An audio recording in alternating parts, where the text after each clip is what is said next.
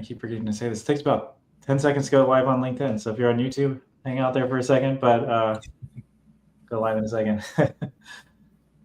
All right, welcome back to another live. I'm your host, Joseph Lewin, and today we're talking about something that is really important to me, which is this idea of, what's a more important title, founder or father? Is our primary vocation the work that we do, or is there something else that's even more important to view our vocation as? If you're a parent, or in this case, we're both fathers, so that's kind of the context that we're talking about it in. And so, yeah, I'm super excited to have Lafe Taylor. Lafe is a founder, done lots of really awesome stuff, but then he hit this point in his career where he recognized some things he didn't like so much and made changes. So I'm really excited to talk to you, Lafe, about fatherhood. Awesome. Yeah. So I guess get going with the questions and we'll get rolling. Love it, man. Yeah. So you don't need to go super far into detail about your background. Like, we don't need to go through like a 20-minute thing. But before you had this life-changing moment, this moment where you recognized, hey, I need to change something about my life. Maybe just paint a picture for me of what was going on in your world and kind of what your life looked like.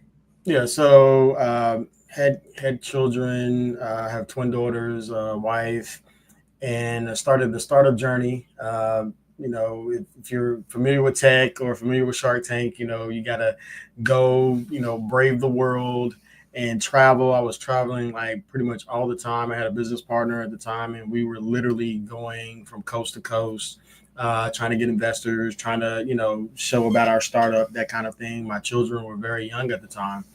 And so we got picked up in some accelerators. We were raising money, was in California. And before I left, I started a swim class with my daughters. This is before I went on the journey in California.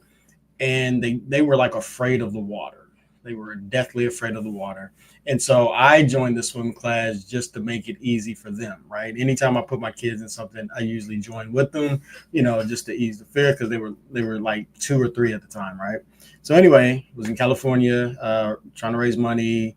Things were, going on. And then I finally came back home. And when I came back home, my children was swimming like very, very well. And I was like, I missed this whole gap because I was gone for like probably 3 months in a row. Like I was just gone. And, I would talk to my wife every day, and, the Zooms or whatever, actually wasn't even Zoom then. It was like Skype. And I realized I had missed so much of their life in that short window of time. And I was like, you know what? I'm never going to do this again. And that's kind of what, when Joseph and I were talking, I told him about that, and that's what really resonated with him. So yeah, that's really was the turning point for me in the terms of way we structured our family. It's like, okay, I still want to pursue business because obviously that's what, takes care of the family. However, I can't neglect my kids because they're like the most important part of my wife and I's legacy. So we had to adjust to make it suitable for them. So I wasn't willing to sacrifice them for worldly gain, so to speak.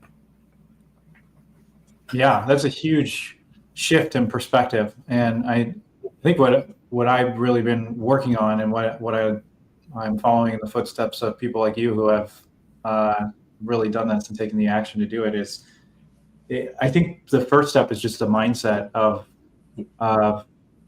who are you, and what are you on earth to do? And we hear in media, and we hear through, whatever, if you're on LinkedIn, if you're in the startup world, it's all about making your identity your work. Your identity is what you do for a living. And I think it's super important if you're a parent, to really shift that and say, hey, who I am is a parent first. So my first vocation, or my vocation is as a father before my vocation is as somebody who helps launch podcasts, or helps people or whatever, right? And it's cool to be known for something publicly and build your personal brand, and that's all awesome, right? But then at the end of the day, it's like, when you are old, and you're past your career, you're retired, and you're sitting at the table, you're not going to be thinking about, oh man, it's so amazing that all these people know me for something while I'm sitting alone at my dinner. Exactly, exactly. It's like, but if you don't build now, you're not going to be the person who's retired, sitting at a table with your kids and your grandkids, and them being involved in in your life, and them wanting to know you. That doesn't happen on accident, right? Yep. Lots of people have kids and eat alone every night, and I mean, it's actually a massive problem in our culture right now for people who are elderly eating alone. It's actually one of the biggest factors that they look for in all the like happiness surveys and stuff they do. Um, yeah, when you hear about these Nordic countries that are happier, one of the stats they look at is, are people eating alone? And so if you're not focusing intentionally on that when your kids are young, there's no way that you're going to have Yeah, that. because you don't just shift gears midstream, right? And so it has to be very intentional. And just speaking on intentionality, before my wife and I even got married, we talked about how we would raise our family, right? Because actually, before we got married, like this whole startup journey wasn't even on my radar. Mhm. I didn't expect to be a tech founder. I didn't expect to be uh, what I do today. And so, but we were very intentional in terms of, okay, when we have kids, this is how we want to do it. And then, everything just aligned to where it's like, okay, now is the time to pull the trigger. Very early, just to give some context. One of the things that we did during that time was, it's like, okay, now it's time to homeschool, right? Our kids were in first grade at the time. We were having trouble with their teachers specifically because of my schedule. My kids, and also during that same, everything was going on during the same time. My mother, my wife's mother died, and I was away. And so I tried to get back home, like when she's like, my mom's really sick, you need to come back home. And literally, as I was boarding the plane, she died. Right. And so when I came home, I spent a month home because I still had to go back to California. And so I spent a month home, and then I was like, okay, that was going on. I, needed to be here for my wife, obviously my children as well. And we were having trouble with a teacher in the school, and for no reason. It was literally for no reason. And I was like, okay, one, just the mindset of being an entrepreneur, you tend to take things into your own hands. So I was like, okay, now is the time to pull the trigger, take the kids out of school because they don't like school anyway. They perform better at home when they were out of school because my wife was taking care of her mother. So she had to pull them from school from time to time, and they would go back performing better than when they were in school. Mm. Right? Their test scores would go up every time we brought them home. And it's like, okay, we don't need this. We need the freedom to move. I don't want anybody controlling my children. Yeah. That's our job. And so I didn't like the fact that we had to answer to anybody. And also, it just provided us with more time to be with our children and just instill the values that we wanted them to have from the very beginning anyway. So, I love it, man. You're speaking my language. I love it. Yeah, I know you know this, but we homeschool our kids, and just there's a myriad of factors. I mean, I was homeschooled and kind of came out of that community, and so um, I I've seen a lot of the benefits of homeschooling personally. But then it's amazing because you get to spend so much more time with your kids when you can do that. And I understand that not everybody's in a position to be able to do that. And it is something that is a huge privilege to be in a position where we can do that. But at the same time, I think it gets to the heart of what you were talking about, where it takes intentionality. Like that's yeah, not something that happens on accident. And so, my wife is a nurse, and when we got married, I didn't really have a career going on. I was trying to get something going, but I couldn't figure out what I wanted to go to school for, and I was bouncing around different blue collar jobs. And actually, when I moved out to Cincinnati, her cousin gave me a job as a chimney sweep, so I did that for 5 years and swept chimneys, and it was super brutal work. But then we knew that we ultimately wanted my wife to stop being a nurse and to stay home at some point when we had kids. And it took was probably like 8 years into being married before my career got to the point where she could stay home with the kids. And then, definitely a sacrifice when that happened, but financially for a short period of time. But then with her at home with the kids and taking care of a lot of the things at home, and us working together as a team. And we're big Dave Ramsey fans, so paying off debt and getting our spending under control and not buying cars that we can't afford and things like that, being intentional about those things have slowly helped me to create way more income through my career and really get to a position where, where she's able to do that, and it's not financially straining for our family at this point. But that didn't happen overnight, and it didn't happen on accident, right? It took really a decade of being very intentional about what we were building towards. And so, I love that. And I want to just read a couple quick stats here, because I think to me, this is important, because in our culture, we have such a focus on what other people see in this outward identity, whether it's work or the way that we look, or whatever the situation is, or who can get the most attention on social by talking about the most extreme thing, whether it's politics, whatever. Yeah. some even if it's a perspective in business, where it's like, who can be the most bombastic and extreme.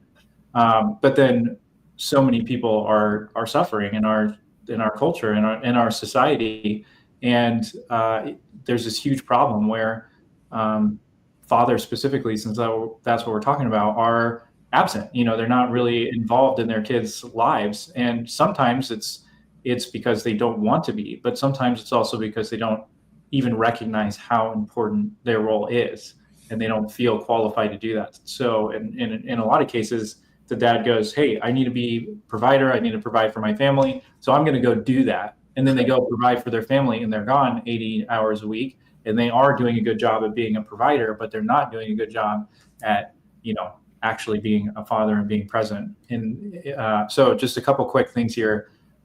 These are some stats from the Fatherhood Project.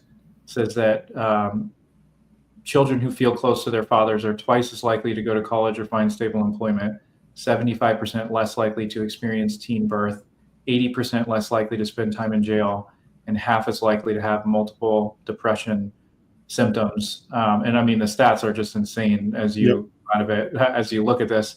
Among fatherless households, 34% are poor, 26.8% are jobless, 30.3% are food insecure, 85% of youth with behavioral issues, and 85% of youth in prison come from fatherless homes. So it's like, I mean, you could just go on any stat, any societal stat, and almost always there's a connection to fatherlessness, whether it's, prison time, foster care. Yeah, it's a whole lot of things involved in that, especially from the stability standpoint, because even, from like, I grew up in a single parent home.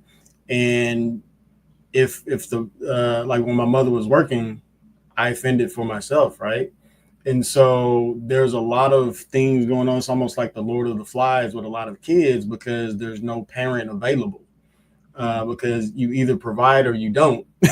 And both situations are bad if you have nobody that helps sustain that relationship with the kid. And what I found is most people justify themselves versus justifying their kids, right? So it's like, oh, my kids are fine, but the best way to find if your customer is doing well, I'm speaking as kids as a customer, is to poll the customer, right? And so my wife and I, we actually do inventory with our children. It's like, hey, what can we do better? What do you think? How do you feel? Those kinds of things, because we were very intentional in terms of the way we raised our children. We were very intentional into the way that we wanted to make them dependent, as opposed to being more interdependent upon us, giving them autonomy. When we take them to the doctor's office as little children, they were able to speak with their doctor on their own. We would just be in the room, like, okay, if they had a question, like, okay, talk to your doctor. So we basically intentionally focused on getting them involved with their caregivers, getting them involved even with their teachers.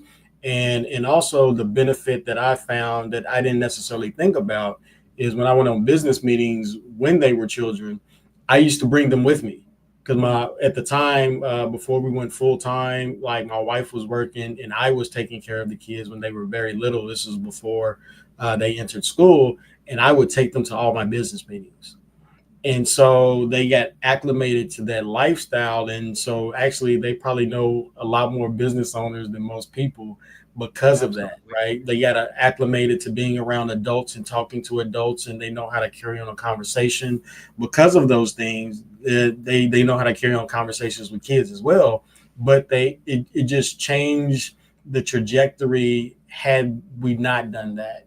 And again, it was very intentional. It wasn't by accident. We weren't uber wealthy or anything like that. It's just like, okay, this is what we're going to do, and we're going to make plans to do this, right? Because again, it was a miracle that we had them in the first place. And so it's like, I'm not going to, you don't put your treasure in just anywhere, right? You want to take care of it, and you want to make sure that it's maintained. And so the way my wife and I look at our children, that they're treasures, and we treat them as such. Yeah, I think I had a problem with. I think my mic didn't switch over, so my Yeah, mic you're might good. be You're good. different. It sound different now, but um, yeah, man, I love that perspective, and this is really why I wanted to have you on and talk through this, because it's easy to talk about business on LinkedIn, and that Yeah. is, people might watch this and go, "Why are you talking about this? This isn't appropriate for LinkedIn. Get over to Facebook or whatever." But to me, it's a conversation that needs to be had more often when we're talking about career growth. The different decisions that we make. Who does that affect? And in our society for quite a while now, it's always about you as an individual. But if you're married, there's somebody else involved in those decisions, your Very much spouse. so. Very much so. And then if you have kids, that your kids are going to be affected by the decisions that you make, and so really thinking through that and being intentional about it. And sometimes you have to make decisions where you are sacrificing time for a season, but what my perspective is really shifting to is making those decisions intentionally for a short period of time Yep. so that we can build towards something as a family. So, in other words, we moved to this property that's 5.5 acres out in the woods. And it took about a year worth of work to get this place, decently livable. It's just on like working on projects and stuff. And then, it's also made it so that for a season, I've had to work more than I would normally for us to be able to live here. Yep. But it's provided an environment where my kids are able to run outside in the woods every day, and they're able to be out in nature all the time. And then Depression.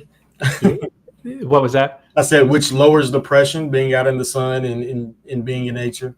Yeah, exactly. And giving them a place where they're able to do that. I joke because where we lived before, we heard gunshots and we hear gunshots here, but they're for very different. Yeah, yeah, very different reasons. We were living before, it wasn't as much for sport, at least not the sport that the person on the other side is going to enjoy. But out here, people shoot guns all the time in the country and Oh yeah. sport. So anyway, just a different environment, and it does take seasons of sacrifice, but it's for building something for the family. It's for building something towards a mission that we're working together as a family towards. And then I love what you said about your daughters coming to business meetings with you, because for me, it's taken me a very long time to develop my career. I mean, I'm 35 this week, and it took me until 28 to really establish myself in the marketing space. And then, I've been doing that for 7 years now. And for the first probably 3 of those, I was making okay money, but definitely not great money. But then for my kids, I'm teaching them skills right now. Like I'm helping them learn how to make videos and think about how they say things and, whatever to just basic marketing stuff. Right. And then now I've built a network of people, and I will more and more. Right. So I've brought my, especially my older son and my older daughters to meetings when I'm going to meet with somebody for coffee or, whatever, and we're talking about business, and my kid will be drawing or whatever, and they're just listening, right? And I Yep. usually try to get them to ask the question or something like that. And most of the time, people really appreciate that, and they're like, "Oh my gosh, I can't believe your kid sat through this meeting," or whatever. Yeah, literally. That's how my kids were. Yeah, Yeah, literally. they usually like it and think it's kind of cool, right? But then my kids are being exposed to these ideas, right? And they're hearing people talk about business, and they're hearing things that I never heard growing up. And then, on top of that, as soon as my kids are getting into the working world, they're going to get opportunities um, that I certainly didn't get, and I had to earn, and they're not going to have to earn those because I already know the right people. So then they're going to be able to get way better opportunities to grow, practice their skills, and really start much earlier because because I'm bringing them into that world, right? And so I think that's it's a really powerful thing, and it's something that's hard to do when you work for somebody else. Definitely not impossible. If you're working for a great employer, it's possible. But if you're working at like a huge corporate company, it becomes a lot more difficult to do that. And so, how you develop your career really does impact how available you're able to be as a father. Yeah, and even for me, what's funny because you're making me go back in time in my head, and I didn't even think about this until recently. My wife was like, "Oh, is it?" She had pictures of the kids in my lap while I was working, on my computer, right? And so it's just all of those things. The phrase "more is caught than taught," and Mm. so like you said, exposing your children to all kinds of environments that, like myself, I didn't experience at this level, but when I think back on it, I spent a lot of time with my grandfather when I was growing up, and he was like a construction owner, and so he owned like a construction business, and I just remember always being in his truck, right? We would go places to places. Of course, I'm in the car playing, but when I think about it, it's like, oh, okay, this is kind of where I get some of my tenacity in terms of business, in terms of speaking to people and getting opportunities. And so I'm exposing my kids to that same level of opportunity, like, and then not only that, you just involve them in the community, because I don't know if most people that aren't in business see business people as the community, but truthfully they are, because they're Mm. the ones that create commerce and create interaction between people around. And so the business community has got opportunity to see my kids go from children to teenagers, right? And so that's been a blessing that I didn't even necessarily think about at the time, but Mm. it's like, oh, everybody remembers my children when I go somewhere. Yeah, that's really a special thing, and involving your kids in that. Um, Yeah, that's really amazing, man. And well, I don't want to go too far down this path because we've already chatted for 25 minutes, and we can keep rolling. But one thing um, that's really powerful that we've lost primarily as a society, I forget which decade it was, but up until like it's either the 70s or 80s, the majority of business were family owned. I think it was like 70+% of businesses in the Wow. US were family owned, and the majority of people were working for family owned companies.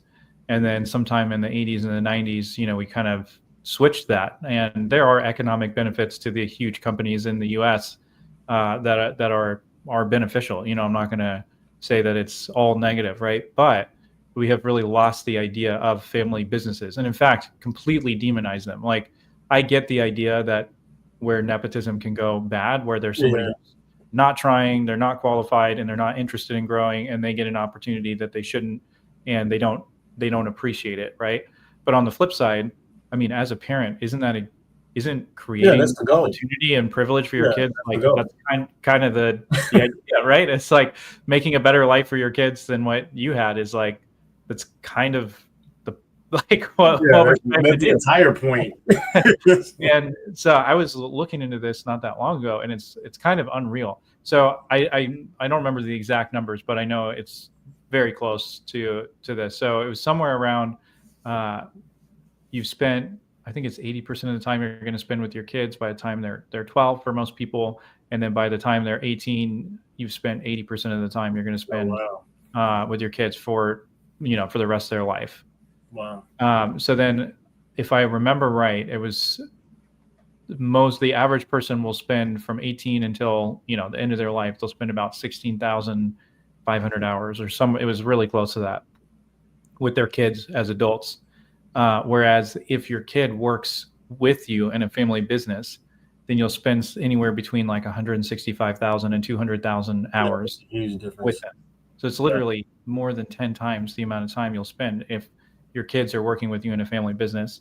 And it's crazy because media has completely demonized that. I mean, I can't, I can hardly think of a movie where they're like glorify the idea of staying in a family business and carrying on that legacy. Most movies are going to be like, oh, I'm going to stick it to my parents and go Yeah, forge my yeah. own path and become like And a high-powered lawyer in New York City and not be involved in the stupid family business or whatever. And then they glorify that arc, and then the parent finally comes around to realizing their kid was actually better off working 100 hours a week, yeah, I mean, miserable, versus working in a family-owned business. And I'm not saying that there's a lot of toxicity in family businesses and stuff like that. So I'm not just saying like, oh, every family business is amazing, but at the same time, like I've recently met this guy who's a third generation business owner in the same industry, and he's in such a different position oh yeah, than most people because he's building on three generations. And so the stuff that he's thinking about and doing and building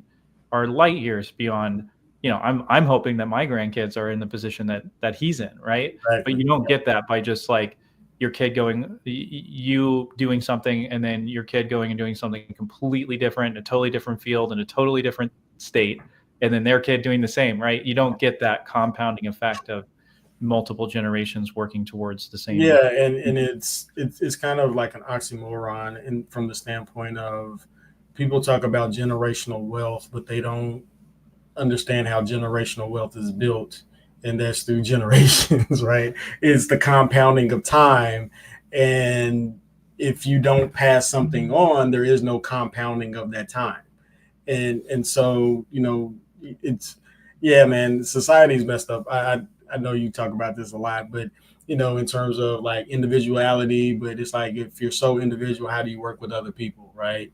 Because I believe firmly in communities, whether it's a business community, whether it's your local community, whether it's your church community. Communities make the world go round, and if we don't invest in those things intentionally, then you see where the gaps leave people, right? Like you said, you're old and alone.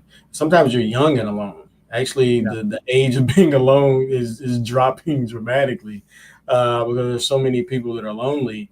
And so, like, I firmly believe in investing in community in terms of time, in terms of sharing information, in terms of sharing, opportunities, in terms of business transactions and those kinds of things, and just being around people of a like mind, so you can build those generational things, and also there's safety in community, right? If you don't have the community aspect, then where's the safety? And generational wealth, if done correctly, it can build that kind of security if you treat people right around you. So it's like, okay, you have a legacy of doing well in a specific location or in a variety of locations, right?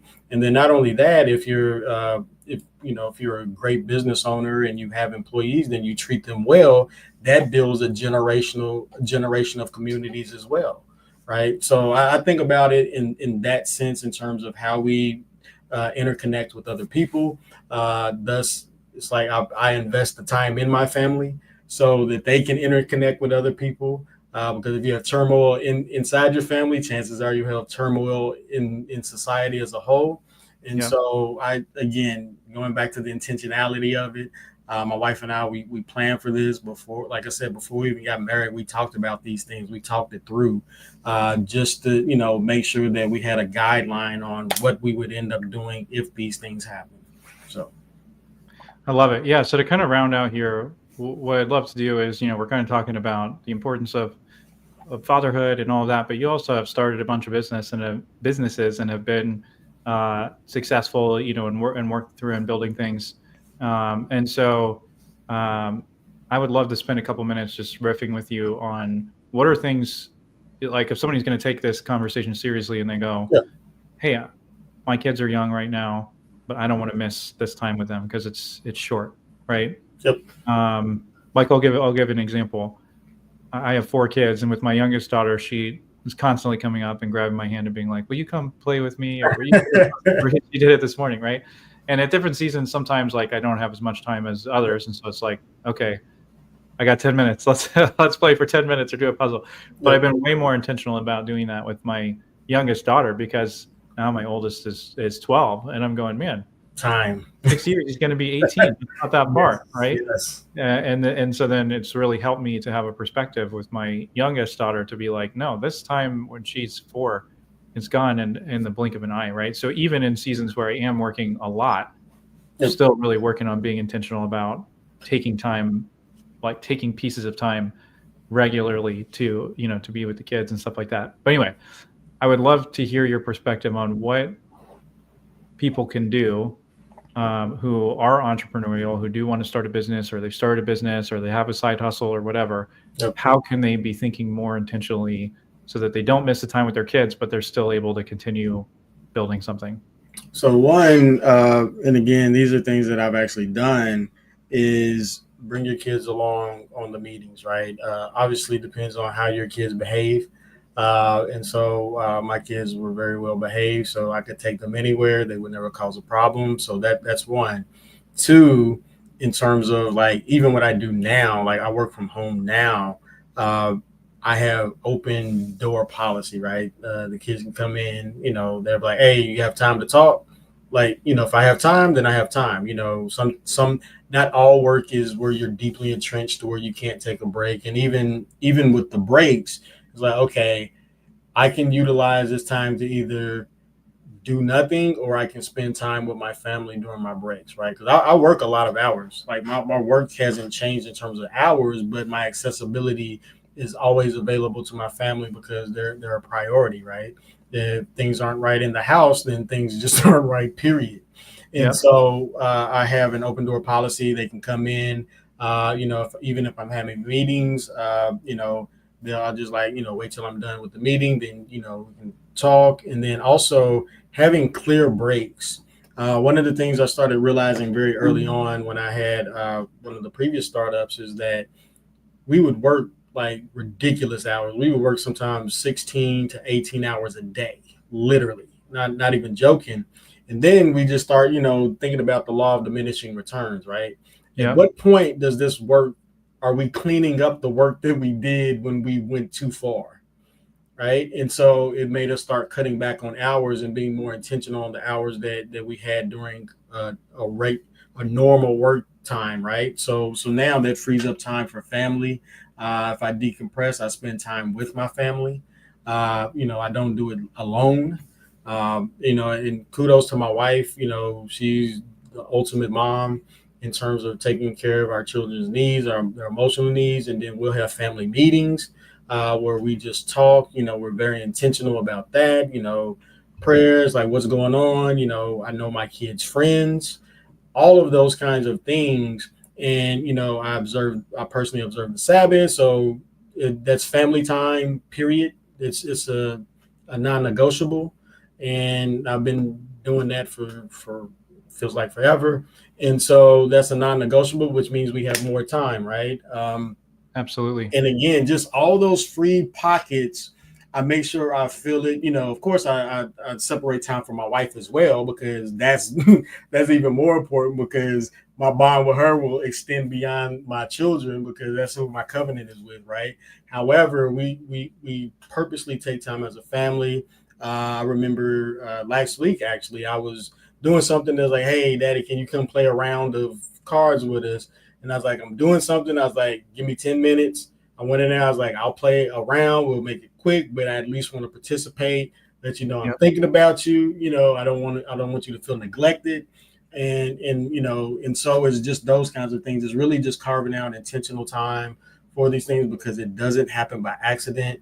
I say this quite a lot, but humans are adaptable, and whatever environment we're in, we can get comfortable in. And so it can be a good thing or a bad thing, right? And so we have to be intentional to make sure that we don't get in the comfort of being not around, right? Yeah. And so again, I've been making it very intentional for myself. I know even when I'm working, it's like, okay, if I'm coding and I'm like, this is my code is getting kind of sloppy.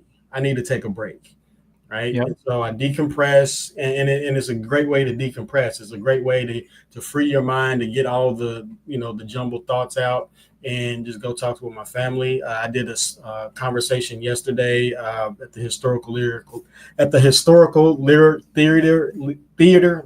I'm getting tongue tied here in Lexington, and I brought my family with me. Right, they were in on the open discussion. Right, so I intentionally include them in a lot of the things that I do when I travel for business. If I'm not taking an airplane, then if it's in driving distance, the good thing about living in Lexington, Kentucky, you have a 6 hour radius to just about anywhere in the Midwest. And Yep. we go on trips. When I would go on business trips, my children and my wife would go to museums. Right. If I'm speaking at a conference or I'm at a conference, we would all go as a family. They had opportunity to visit new places.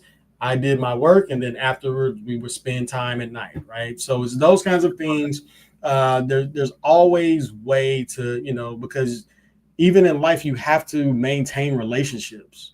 You just have to, from a business level, from a social level, from a community level. You have to maintain relationships. So again, those things have to be intentional. Finding the time and making sure that you stay dedicated, and also it keeps you more disciplined because time is a limited commodity that we all have. And so if we're not very intentional with the time, it can literally slip by. And next thing you know, years have gone by and you've not done what you were supposed to do. I love that, man. Yeah, and it makes me think of um, an analogy that I've been saying a little bit lately, which is, man, most people in life they're on the default train, Yeah. where they went to school in a certain area and they default hung out with a certain group of people, and Yep. then because they hung out with that group of people, they went to college at the same place, or they ended up not going to college because a bunch of their friends didn't, and then they end up at whatever job, right? And Yep. then they just kind of default to that job until they get fired, or something major happens, and then they reluctantly make a change at that point. Whereas if you want to go somewhere, if I want to go to San Diego because San Diego is gorgeous, and I'm like, man, I want to go spend some time in San Diego, but I just walk down to the train station in Union Terminal in Cincinnati and hop on whatever train shows up.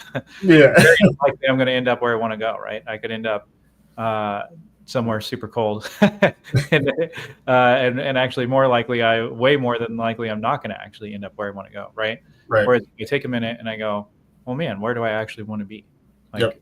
Like, you're probably not going to be where you want to be tomorrow if you're on the wrong train, but if you're on a train heading in the total wrong direction, maybe just get off that train or look at where the next station is coming up and go, hey, I don't want to jump off the train because that that could be a bad thing.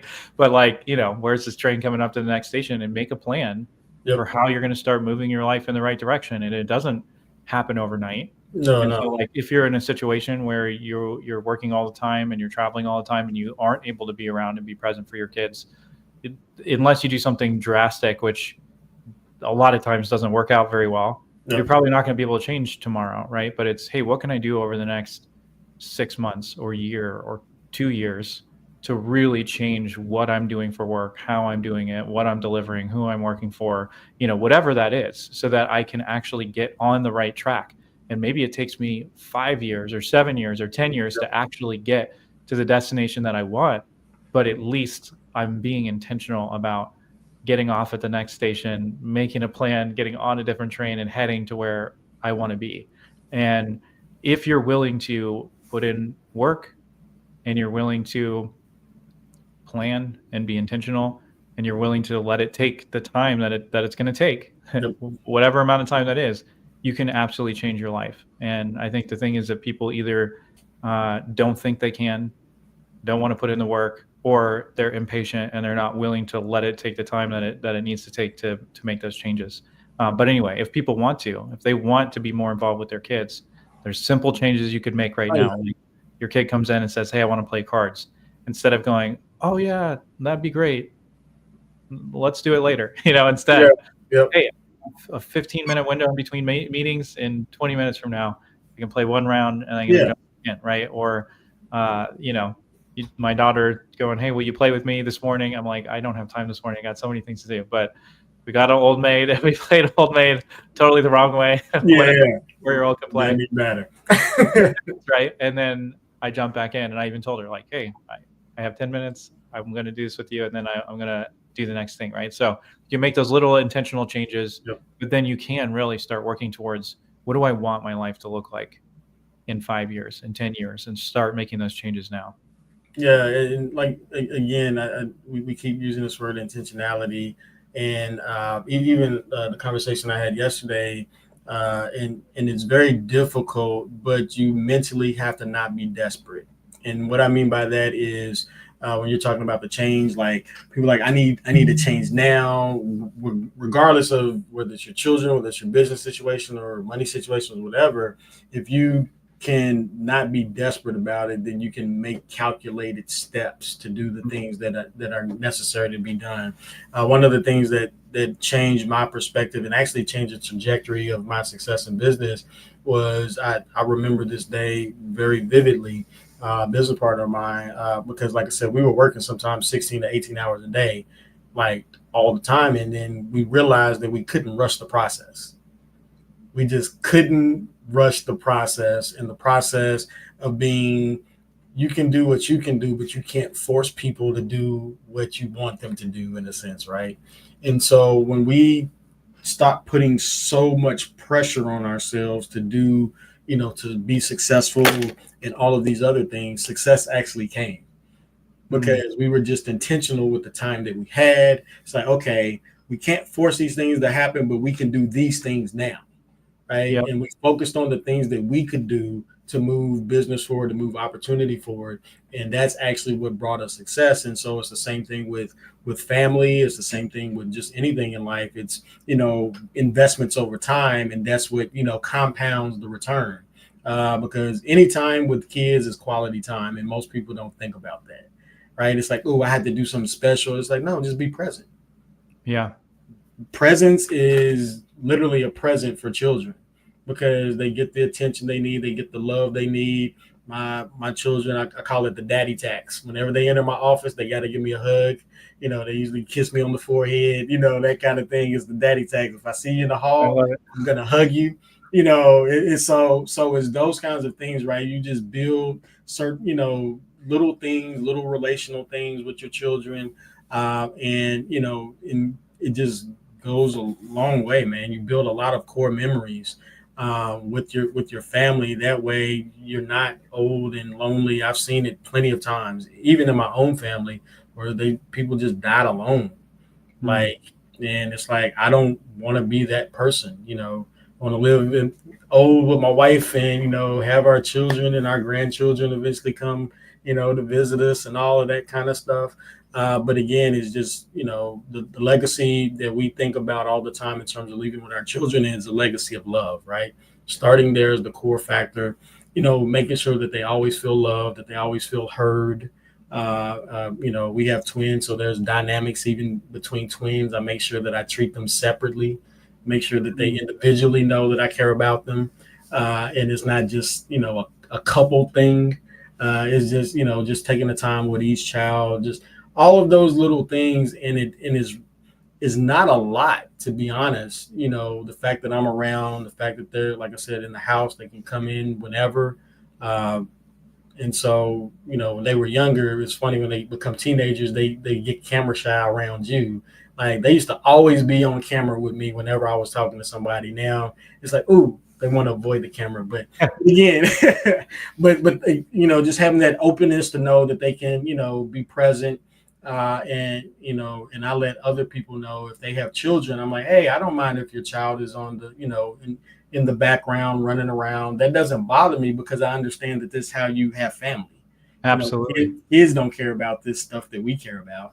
But if they get around it, they understand, they look at the dynamics of how interactions are made. It's like they notice the nuances and those kind of stuff. So I'm always for, children being present during meetings and those kinds of things. So Yeah, we got a comment from Jay.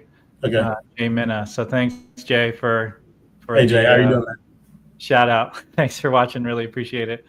Um, Yeah, man, love it. Well, we've been rolling here for a long time, and I could talk about this stuff all day, but I don't know that other people want to listen for this long. Actually, I will say one last thing that's been really cool. So I have this side hustle YouTube channel that's really just been for fun, where I'm doing projects around Yeah. house and whatever, and I have really been intentional on bringing the kids into normal life things like doing work. The kids do normal chores and stuff like that. But then Yeah. also, like, if I'm working on a bigger project, where possible, bringing them in and teaching them how to use different tools or whatever. Yep. And so I have this video I was working on recently for redoing my deck, and my son helped me for a long time. Like, he probably worked on it for like 50 hours or something total over the course of a couple months with me. And then he was in the video for like literally 5 seconds of 15 minutes. But I was like, hey, I'll probably make a little tiny bit of money from this video. So I'm going to pay you a certain percentage of what we make from this video. Yep. So he's made like $40 so far from the views on this video. Right. So it's been so cool. And the reason I'm sharing this is that he's learning how to do the work. Right. Yep. But then he's seeing, and I actually paid him because he was working super hard on the deck with me. Right. So I paid him some money for the actual work he did on the deck. But then now he's made a little bit of money from the views from the video. And he's like, his mind is blown. That he's like, I like royalty checks. Yeah. He's like making money from something he did a month ago, and he's like, all of a sudden got this idea, like his mind is totally changed. Whereas most people associate money to the hours that you work, right? Exactly. Or labor. And now all of a sudden he's going, okay, I do make money from labor, but I can also make money from something I created that keeps paying me from people watching it and people being entertained.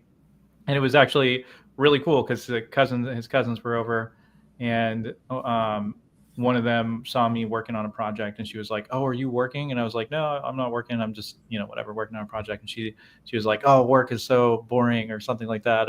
And then my son said to her, well, my dad does marketing, and it's actually really cool and really fun. He makes videos and people send him products, and he actually makes money from people watching the views. And he is thinking like that it's cool, that work is cool, and he's learning how to do it, and he's seeing the value of that. So it is fun that when you're involving kids, even in little things, even in something small, bringing them in, teaching them your craft, teaching them how to do that, they pick up on that. And when they're young, like if you're starting to do that when they're young, then they think it's cool and they want to be part of it.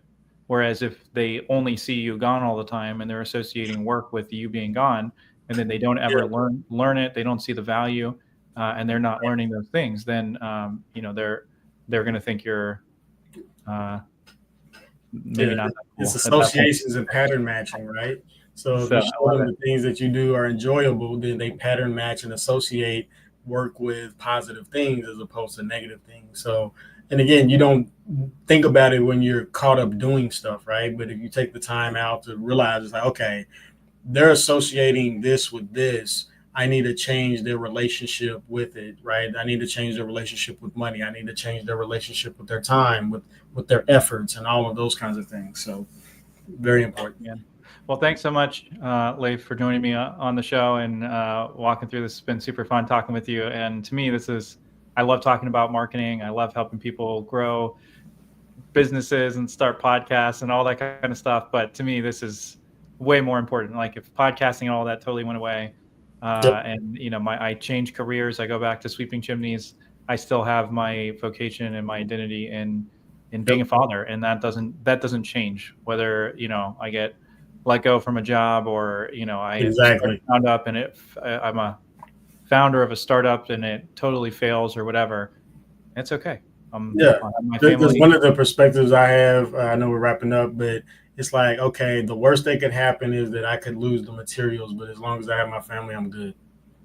Yeah, I mean, in some ways, it's like, well, shoot, if that happens, like for real, and I totally AI takes over and I can't do marketing anymore at all. What we would probably do is like sell our house, move somewhere less expensive, and then go travel for like 3 or 4 months as a family. So I mean, worst case scenario is I could go to take my kids to somewhere awesome and be able to spend 3 or 4 months with them. Like that doesn't sound like the worst case scenario. Not at all. Not at all. Love it, man. Well, thanks again. Really appreciate it. And if anybody doesn't know Lafe, definitely reach out to him. Lafe Taylor, Lafe. Look him up on LinkedIn Yep. and check out what he's doing. Super awesome guy. I'm super glad that I met you a couple Likewise. months ago. So talk again soon, man. All right. Take care, everybody.